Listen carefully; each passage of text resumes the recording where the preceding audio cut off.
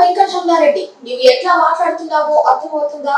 మధ్య మాట్లాడుతున్నావా అంటూ వైసీపీ రాష్ట్ర మహిళా అధికార ప్రతినిధి మల్లి నిర్మల ఫైర్ అయ్యారు. నెల్లూరులో ఆమె మీడియా సమావేశం నిర్వహించారు. ఈ సందర్భంగా ఆమె మాట్లాడుతూ ఆనం వెంకటరమణారెడ్డి కలుపత్తిపాడులో అడ్డంగా దోచేస్తే కలెక్టర్ శ్రీధర్ బోర్డులను పెట్టిన విషయం మర్చిపోయావా? నీవు సాయిరెడ్డిని మాట్లాడే స్థాయిలో ఉన్నావా అంటూ ఆమె ఎద్దేవా చేశారు. ఈ సందర్భంగా టీడీపీ నేతలకు ఆమె ఒక రకమైన వార్నింగ్ ఇచ్చారు. ఈ కమల్ హాసన్స్, ఈ వికారపు వెంకటరమణారెడ్డి ముగ్గురు కూడా ఈ మధ్య కాలంలో పెట్టినటువంటి ప్రెస్ మీట్లలో ఈ రెండే పాయింట్లు కనపడుతూ ఉన్నాయి. కాబట్టి నేను మొదటిగా మన శృతి హాసన్కి సమాధానం చెప్తాను. సాయన్నా ఇది వైజాగ్ కాదన్నా, సాయన్నా ఇది నెల్లూరు అన్నా. సాయన్నకి తెలియకుండానే నెల్లూరు వచ్చాడాయా?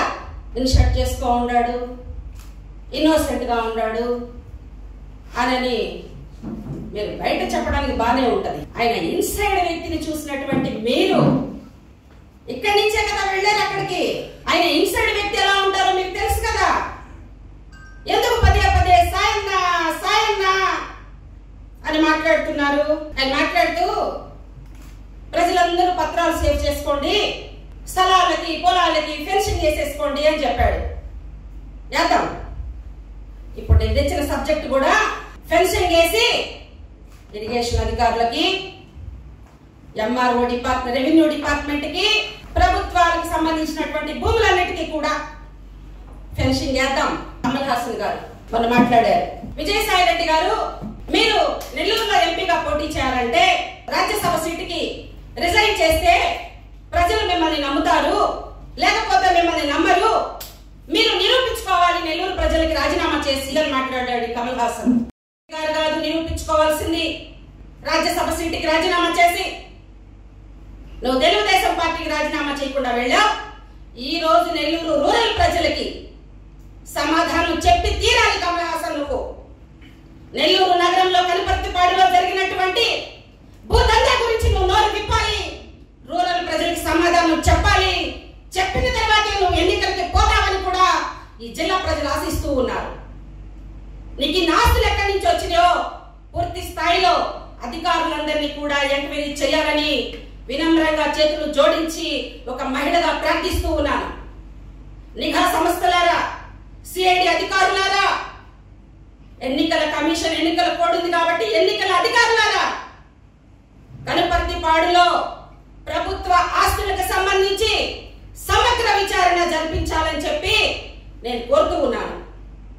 కనుపర్తిపాడులో చెరువు పోరంబోకు భూములు, రిజర్వ్ ఫారెస్ట్ భూములు, ప్రభుత్వ భూములు, జాయింట్ ప్రాపర్టీలో ఉన్నటువంటి రైతులని అష్ట కష్టాలు పాలు చేస్తూ కోర్టు చుట్టూలు తిప్పుతూ అధికారులను కూడా తప్పుడు సమాచారం ఇస్తూ వాళ్ళు కోర్టులకు వెళ్ళి న్యాయమూర్తుల ద్వారా జిల్లా అధికారులకి వాళ్ళు ఫాలోఅప్ చేసుకుంటే దాని మీద ఏం జరిగిందో విచారణ చేసి రాసి పంపించాలని చెప్పి జిల్లా అధికారులకి న్యాయమూర్తులు పంపిస్తే నువ్వు జిల్లా అధికారులను కూడా భయభ్రాంతులకి గురి చేసి కొంతమందిని మ్యానిపులేట్ చేసి తప్పుడు సమాచారాన్ని న్యాయమూర్తులకి కూడా కోర్టులకి కూడా నువ్వు పంపించినటువంటి వ్యవహారం పైన సమగ్ర విచారణ చేయాలని చెప్పి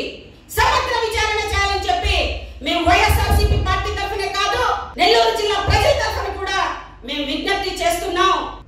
కాలువ అంచులంది, కాలువ భూమి పైన ఉంది, కాలువ కైంకర్యం అని 2012లో చెప్పినటువంటి వ్యక్తులు ఈనాడు ఆ ట్రస్ట్ నిర్మాణంలో కొంత భాగం ఇరిగేషన్ డిపార్ట్మెంట్ కి సంబంధించిన భూమిలో ఉంది అని అక్కడ రైతులు మాట్లాడుతూ ఉన్నారు. జాయింట్ ప్రాపర్టీలో అల్లాడిపోతున్నటువంటి రైతులని ఆదుకోవాల్సిన అవసరం కూడా న్యాయమూర్తులకి ఉంది. ఈ మధ్య ఈ ప్రబుద్ధులు చేసినటువంటి ఘనకార్యాలు, ఇచ్చినటువంటి తప్పుడు సమాచారాలతో అధికారులని మ్యానిపులేట్ చేసి భయభ్రాంతులకి గురి చేసి వాళ్ళ సొంత భూముల పైన వాళ్ళని కోర్టు చుట్టూ తిప్పి వాళ్ళ అసలు ఆరోగ్యాన్ని చెడగొట్టుకొని ఉద్యమకారులు బిడ్డలు వాళ్ళు.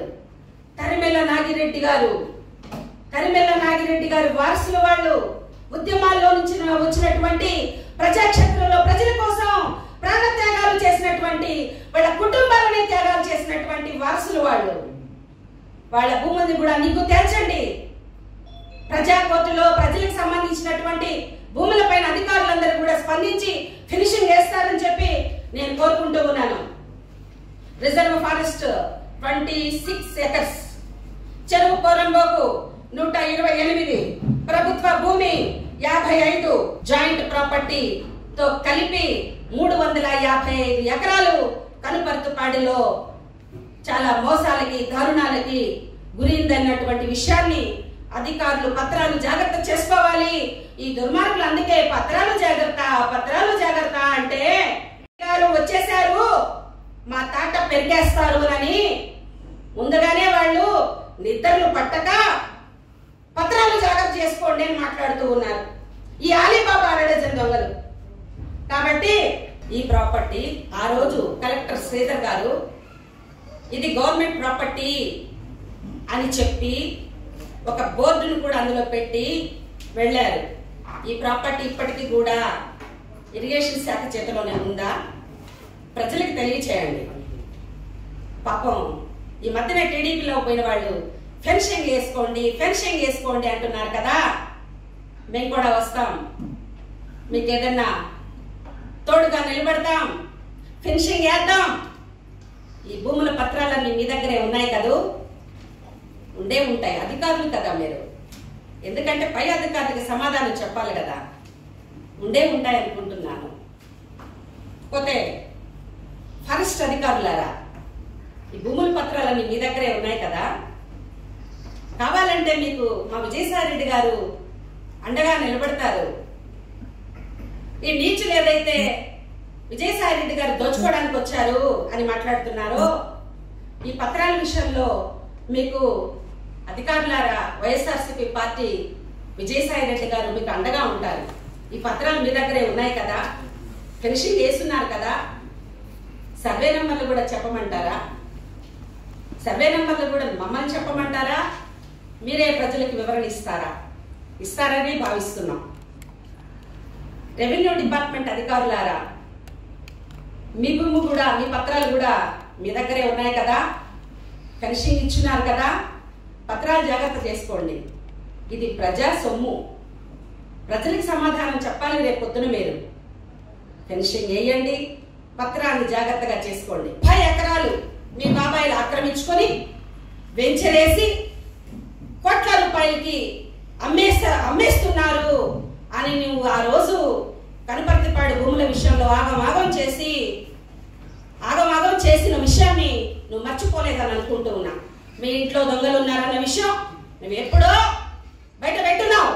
పోతే ఈ భూముల విషయంలోనే చింతామోహన్ గారు, ఆనాటి ఎంపీ గారు చింతామోహన్ గారు, కలెక్టర్ గారైనటువంటి శ్రీధర్ గారితో జరుగుతున్నటువంటి అన్యాయం మీద గోల్డెన్ జూబ్లీ హాల్లో ఆయన కలెక్టర్ గారి దృష్టికి తీసుకొని పోతే కలెక్టర్ శ్రీధర్ గారు బిలాంగ్స్ టు గవర్నమెంట్ ప్రాపర్టీ అని చెప్పి బోర్డు పెట్టించిన విషయం ఈ జిల్లా ప్రజలందరికీ కూడా తెలుసు. నిఘా వర్గాలను కానివ్వండి, సిఐడి అధికారులు కానివ్వండి, ఇంటెలిజెన్స్ ఆఫీసర్లు కానివ్వండి, నీకు తేల్చాల్సినటువంటి అవసరం ఎంతైనా ఉంది.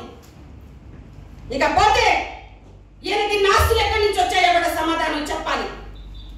ఇతని ఆస్తుల మీద కూడా సిఐడి ఎంక్వైరీ జరగాలి.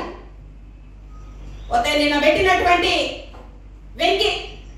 వికారపు వెంకటరమణారెడ్డి, మా విజయసాయి రెడ్డి గారి గురించి ఏం మాట్లాడతావు? మీ నాన్న బుద్ధి లేక విఆర్సీలో ఇతనికి సీట్ ఇవ్వకపోతే ఇతను చదువుకొని ఉండేవాడు కదా అని మాట్లాడతావా? ఇతను దొంగ విజయసాయి రెడ్డి గారు అని మాట్లాడతావా?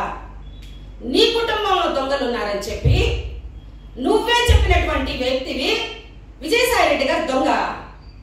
ఉన్నత విద్యావంతుడిగా ఈ రాష్ట్రంలోనే ఒక మంచి మేధావిగా ఒక పార్టీని నడుపుతూ జగన్మోహన్ రెడ్డి గారితో కలిసి పేదల పక్షాన, బలహీనుల పక్షాన నిలబడుతూ ఈ రాష్ట్ర ప్రజలకి ఏం చేయాలి, ఎలాంటి సంక్షేమ పథకాన్ని ఈ రాష్ట్ర ప్రజలకు అందించాలి అని నిరంతరం పనిచేస్తున్న విజయసాయి రెడ్డి గారిని దొంగ అంటావా?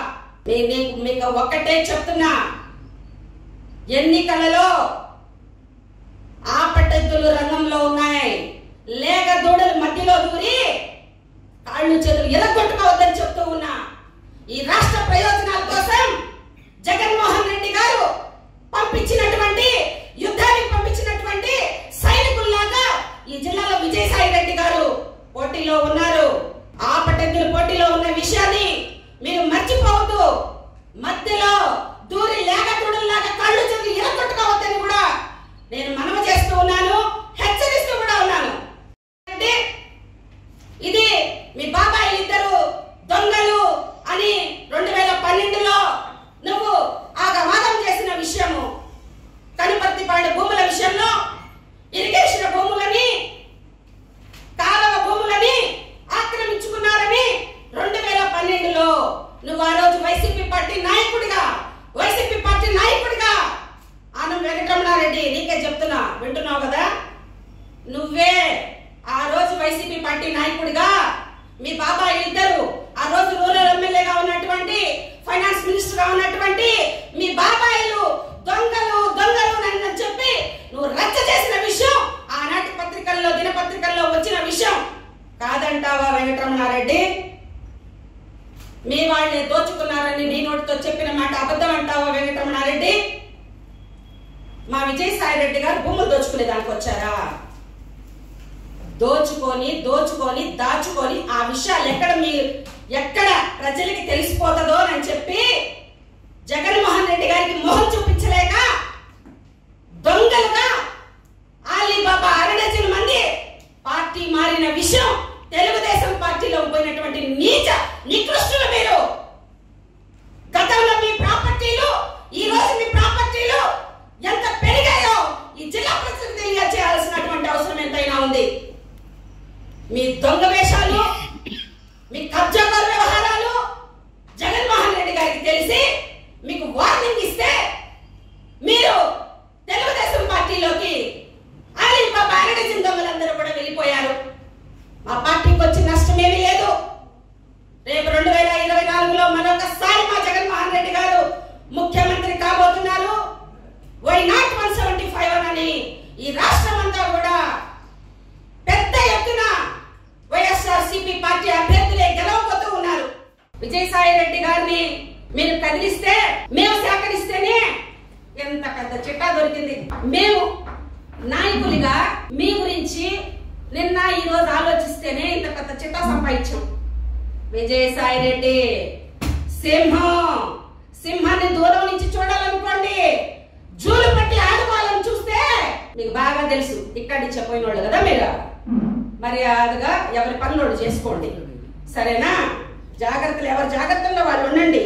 అధికారులందరికీ కూడా నేను పూర్తి స్థాయిలో సమగ్ర విచారణ జరిపించాలని చెప్పి నేను విన్నవించుకుంటూ ఉన్నాను. కాబట్టి విజయసాయి రెడ్డి గారు ఈ నెల్లూరు నగరంలో ఎంపీ అభ్యర్థిగా పోటీ చేసి ఘన విజయాన్ని సాధించబోతూ ఉన్నారు. అదే విధంగా నెల్లూరు జిల్లాలో ఉన్నటువంటి అన్ని స్థానాలు కూడా వైసీపీ పార్టీ కైవసం చేసుకుంటూ ఉంది. మరొకసారి 2024లో జగన్మోహన్ రెడ్డి గారు మరొకసారి ముఖ్యమంత్రి కాబోతూ ఉన్నారు. వై నాట్ 175 అన్న దిశగా మా పార్టీ ముందుకెళ్తామని చెప్పి తెలియజేసుకుంటూ ఉన్నాను.